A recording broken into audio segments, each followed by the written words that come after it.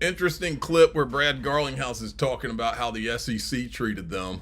So the SEC took the contention and they sued the company, saying you have been selling unregistered securities.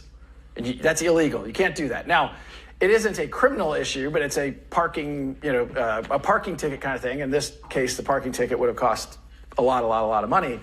And we were kind of like, wait a minute. And I said earlier about them being good actors or bad actors, and I'll even reference the Kansan thing. I personally went into the SEC's offices 4 times between 2017 and 2019.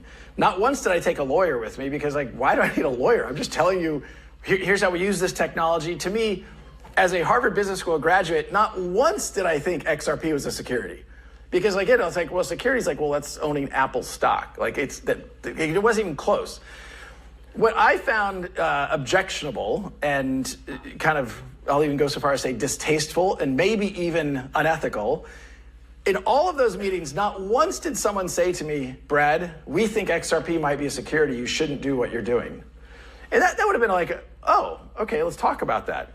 Not once did they say that. And then in 2020, they came along and said, we're suing you, the company, and we're suing you, Brad Garlinghouse, because I sold XRP.